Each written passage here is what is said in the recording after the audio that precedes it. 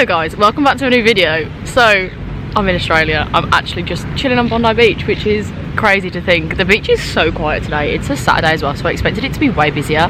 My hostel is right on Bondi Beach. I literally walked here in 3 minutes, and the reason I wanted to stay here as opposed to like central Sydney was because I just knew this area. This is where I lived when I came 3 years ago, and I just knew I'd feel a bit more like at home. So I'm only in my hostel for 2 weeks, and then my plan is to either go into a house share, maybe extend my hostel for a little bit. I actually have no idea what my plan is. So yeah, I literally landed in Sydney yesterday, not even, yeah, just over 24 hours ago. So it doesn't actually feel like I'm here. It's really weird, I'm not gonna lie. So I thought I'll come down to the beach, I'll film this video because I've had tons of questions about how to move to Australia, the process, flights, visas, all of that. So I thought, you know what, let's come to the beach, let's film a little video and just chat through some questions whilst I'm just here. And I didn't want to just sit and film in my hostel because even though there was no one in the room, I was like, you know, I want to get out, and this is the perfect location. I mean, are you actually kidding me? This is unreal. So yeah, I'm gonna do, I haven't even said what the video is. It's gonna be like a moving to Australia Q&A, like talk about all things coming out here, like I've said, visas, flights, how to find jobs, how easy it is, accommodation, stuff like that. Because I put a Q&A on my story a couple of days ago, and so many people were asking Australia based questions. So I was like, you know what, let's do a little video. I did make one of these before, but obviously that was going off my experience from years ago. It wasn't as accurate as it will be now.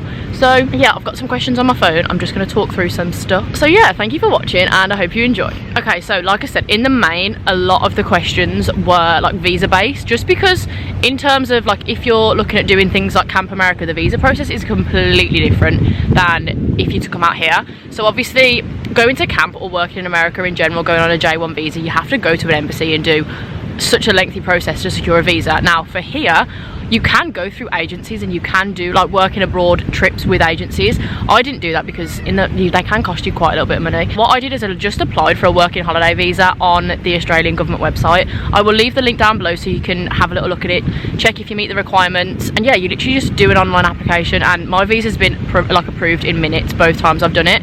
Now normally you don't get 2 working holiday visas unless you've done 3 months working on a farm. Again, this should all be listed on the actual website so you can have a little look through that, but you normally get 1 year, and then you have to do 3 months of farm work within that 1 year, and then after that you can apply for a second year visa. Now when I came to Australia before, I lasted 2 days on a banana farm and it didn't go very well. So the only reason I'm able to get this second year and work out here again is because my visa was affected by COVID. So I was actually so thankful that it all happened the way that it did, because it meant I could come back now when I feel a lot more prepared to be able to come and do this and work and live out here. So yeah, it's a really simple online application. I think it costs around, I want to say it's like $400 and something, so it's about £250 I want to say, but that gets you a year to work out here. So in comparison, when you compare it to how much a J1 visa costs to go to America, like the price is nothing. Now you do have to show proof that you have $5,000 in like an account, or you have access to that money. Now someone actually asked, like, is this true that you need that money? When will you be asked to like show it or prove that you do have it? And you just upload a screenshot to your application. Like before you pay for your visa, you have to upload this first. Now as far as I'm aware, it's that you kind of have access to money if you need to go home, I think anyway. Obviously, like, I was just able to provide proof just on like the off chance that you get out here and things aren't going the way you think they're going to go and you need to go home, and you can provide for yourself and kind of sustain yourself whilst being out here. So yeah, you do need to show that you have access to that money, but you don't, I've never been asked for it again. I didn't get to the border and them say, oh, can you show us your proof of like having $5,000? They've never asked that. But yeah, and then literally the visa just comes back through as an email. Like I say, mine's been approved in like minutes. It comes back straight away. My friend, when she did hers before, it did take I think like a week, because I think they just spot check and they pull out a couple of applications and they actually look into them in quite a lot of detail, and hers was spot check but then still came back within like a week anyway. So make sure you leave yourself, I'd still, if you're thinking of coming out here on a working holiday visa, apply as early as possible, because there's no point leaving it last minute and then something been wrong with your application and you're not getting approved. But yeah, honestly, the smoothest process ever. There are 2 types of working holiday visas. I think mine's a 417 and then there's another numbered one. I can't remember what the other one's for, but yeah, just check which ones you meet the requirements for and have a look into it. But yeah, really simple process, super easy to do. Okay, so someone asked, you said it was for 9 months, could you extend if you wanted to? So obviously I'm only out here for 9 months because I'm going back to camp next year. If I wanted to stay the whole year, I could. In terms of extending it, like I say, you either need to be sponsored within a job, and they kind of pay for you to stay out in Australia and work, or you need to go and do your farm work. I don't really know the whole deal with everything at the moment. There were rumours going around that there was a deal between the UK and Australia where Brits could come out here and work for 3 years without having to do their farm work, but I don't know if that's all been approved yet. That is something that I think is in the works, so if that does go ahead, that would be amazing. But yeah, sponsorship is kind of just like if you go to a job and they really like how you work, they want to keep you out in Australia working, they pay like a sponsorship fee to keep you in Australia. I don't actually know all the ins and outs of it, but that is an option as well. But yeah, normally you can't just keep extending, which is the one thing that's quite a shame about wanting to come out here and work. You do need to have either a job set up or connections, or want to go and do your farm work, which for me was just not a possibility because it was horrendous. Some people love it, like some people go and just do farm work as their normal job because the money's really good, but it just wasn't for me. Okay, so next question actually goes on to what I was just speaking about. Someone said, is it easy to get sponsored over there, and would you stay if your job offered it? Now, my job has actually offered me sponsorship, which is something that I'm still really toying with whether is going to be able to be like manageable and be done, which is obviously I'm incredibly grateful that they've even like spoke about sponsorship this early on. Now obviously the industry I'm going into, they want to keep people in long term. They want staff to be able to stay and be there for like years, because you build connections with the kids that you work with and the staff that you work with as well. They want to keep people out there, so they did mention and talk about sponsorship. Now obviously for me, I can see myself going to camp for a few summers at least. Like my girls are seniors next year, and I've always said I'd love to have started with them as freshmen and go all the way through to their like last CIT summer. So that would mean like 4 more years at camp, which is something that I'm kind of leaning more towards at the moment. Obviously I haven't even started my job yet, so I don't know how it's going to go, but I did tell them that I go and work at a summer camp, and they kind of said, oh like we'll talk about it when like you get here, and just kind of like see what can be done, like whether it can be where I can have a few weeks off. So yeah, I have actually been offered sponsorship, which is incredible, but I'm just still working out the ins and outs. It's still very early on, like I say, I've literally been here for a day, so we shall see. Okay, someone's actually asked, what do you do for work in Oz? And I probably should have said that first. I'm actually coaching gymnastics. I start on Monday, which is so exciting. I'm honestly so ready to get back into work. And obviously I haven't worked the few weeks while I was at home, and while you're out in America, like I personally don't see it as work because I have too much fun to count it as like an actual job. So I haven't worked in a long time, but I'm excited to get back into, like I say, a routine and to have something to do with my days, like go out and go to work, go to the gym, go out for dinner, go out for drinks, like actually have more of a routine again. So yeah, that's what I do for work. Okay, next question was it fairly simple to find a job? And this has probably been one of my most asked questions, is how do you actually go about getting a job? And I just found my job on Indeed, like the Australian Indeed website. There's loads of like jobs listed on Facebook pages. You can just search retail jobs in Sydney, anywhere, like literally anything, and you can find it. There's also a really good website called Backpacker Job Board, and they have loads of jobs on there, like literally anything you can think of. And so the job that I'm starting on Monday was actually a job that I interviewed for when I was last in Australia 3 years ago, and they offered me the job, but I couldn't commit to 6 months because I was going to do my farm work. So I ended up not being able to go for that job, but she said like stay in touch if ever you're back in Sydney, like we'll try and sort something out. And I just reached out to her. I can't remember when it was that I reached out to her. It must have been around like May time, I think, just before I went to camp, and just said, look, my plans are to potentially come out to Australia October time. Do you have anything available? And at the time they only had something 8 to 10 hours a week, which obviously wouldn't have been sustainable for me like living out here. And then she emailed me a few weeks later and said that someone, like one of their full-time staff, had actually just left, so they had like 34 hours of work available. So I had a Skype call while I was in New Orleans on my travels and spoke to 2 of the managers there, and it was just such a nice chat, and they seemed so lovely. I'm so excited to meet everyone. But yeah, it was such a smooth process. When I came last time, I found a job within a week. It wasn't really a job that I enjoyed very much. It was a fundraising job. If you'd watched my other Australia video, which I will leave linked down below, I speak about this quite a little bit more. I was literally that person that stands on the street and tries to get you to donate money, and it was such a hard job, like so hard. Very kind of like rewarding, because the charity that we were raising money for was like Australia's biggest children's charity, so it was nice in terms of that. But the rejection you got by just people like not wanting to talk to you was just so hard. But yeah, I literally went and had that job and got it within a week. I again applied on Indeed, they reached out to me via email, I went in for an interview, like a group interview, and then they offered me the job. I would say one thing that we did find quite hard was that we were applying for jobs before coming out here and didn't have an Australian phone number, because a lot of the time when they see someone's applied, they want to call you and just speak to you on the phone and actually chat about the job first. So that was the only thing we found a little bit difficult, but that was only for some jobs.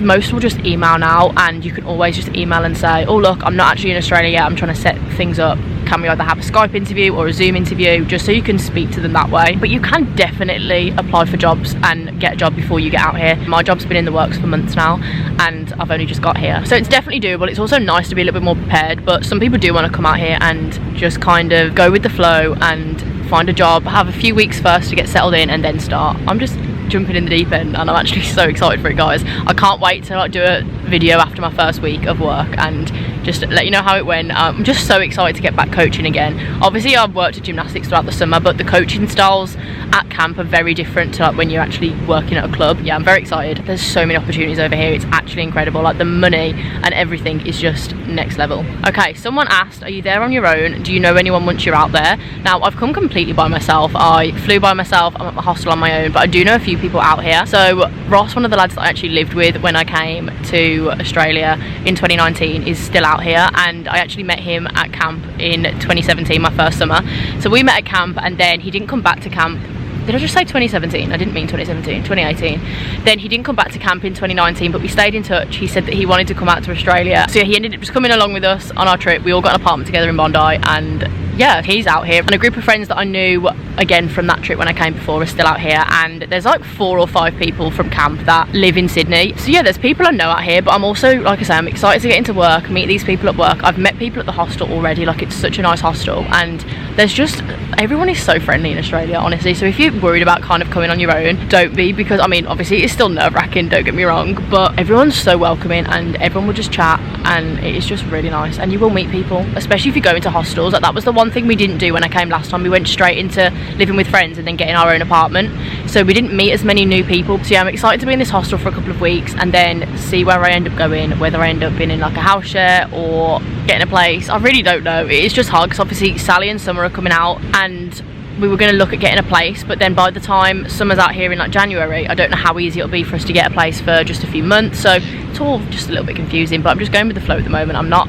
worried that I don't have too much of a set plan, because it's all going to work itself out in the end. It really is. Okay, so next question is, do you ever see yourself living out here permanently? And honestly, yes, I would love to live out in Australia. The lifestyle is something else. Like I can't even explain it. It's just such a nice place to be, and I can imagine it being like, well, from when I was here before, it is just a nice place to live. With obviously my life plans and what I want to do, like I want to do a lot of traveling. Like me and some of my friends have already planned that we'd love to do a backpacking trip around Asia next summer after camp. Now that's the only thing, like, and that's why it's so hard, because there's still a lot of things I want to do elsewhere, but then I'd be missing out on an opportunity living somewhere like this. So it's a very good situation to be in, don't get me wrong. Like I've got very good options either way, so I can definitely see myself living out here. Like actually love it, and I love being by the beach. I love that, I just do love it here. It is an amazing place. I just don't know how everything's going to pan out, so who knows. Okay, next question is, are there a lot of spiders? Now this is, I've never known such a misconception of a country in my entire life. Now I was out in Australia for 4 months before and worked on farms, was kind of in much more rural areas than obviously like Sydney,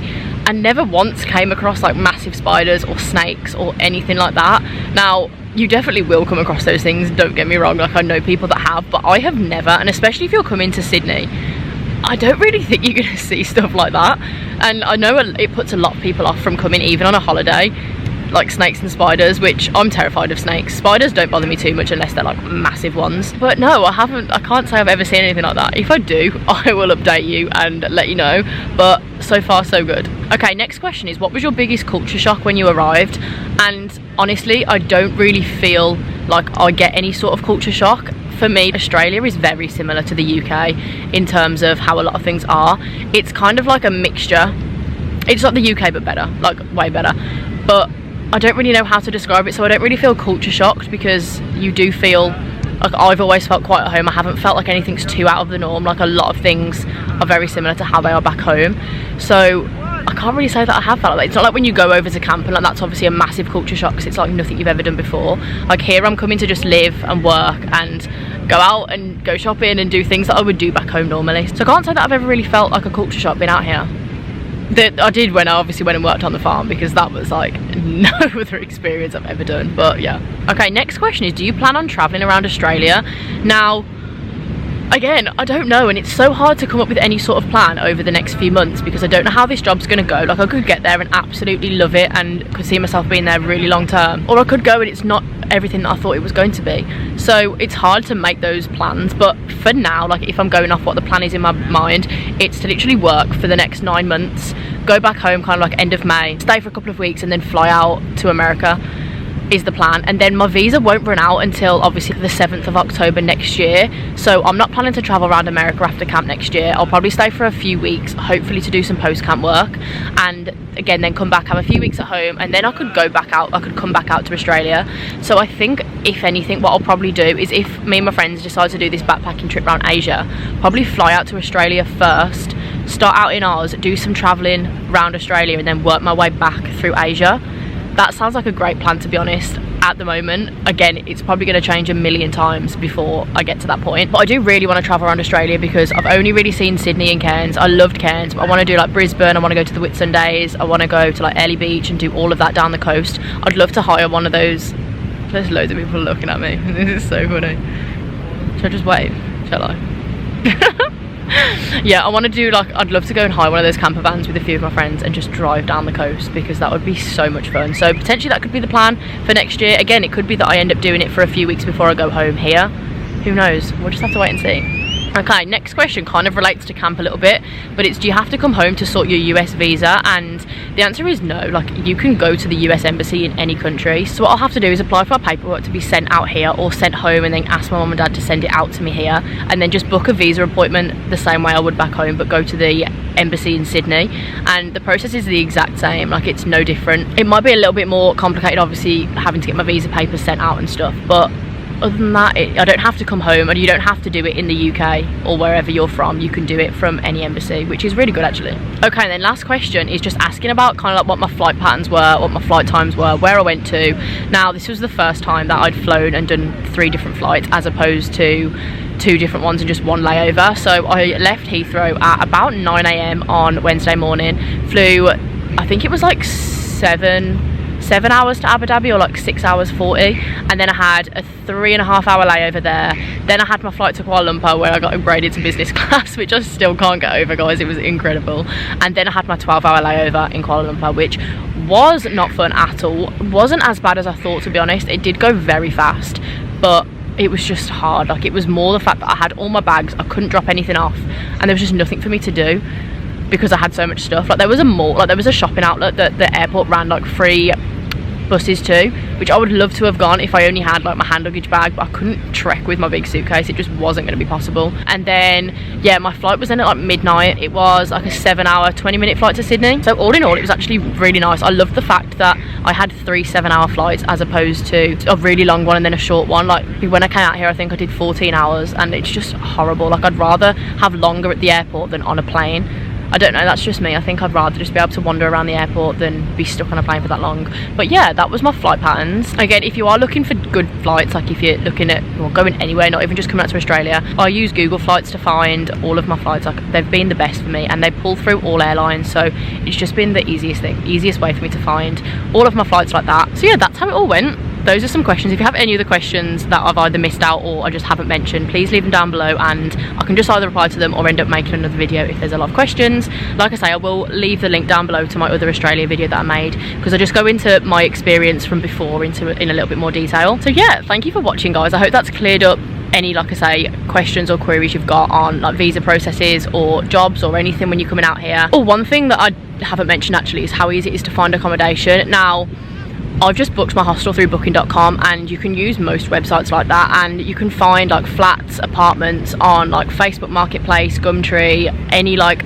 flatmate website on Google. Like, it is really straightforward to do. I would recommend, like, if you are coming on your own or there's a couple of you and you're not too sure on what you want to do long term, come into a hostel for a few weeks, see which areas you like, and then research from there. Because like I say, when I came last time, we virtually went straight into our own accommodation, which I love. Like, don't get me wrong, the apartment we had in Bondi was incredible, and the money, like how much it was perfect. But we also didn't get to meet other people because we were in our own place. So yeah, I'd say come into a hostel first if you are thinking of coming out here, and just have a little look around, see where you like, go and view a few places and just see what works. But yeah, I'm not going to keep rambling because this video is going to be far too long if I do. So thank you for watching, guys, and I'll see you in the next video.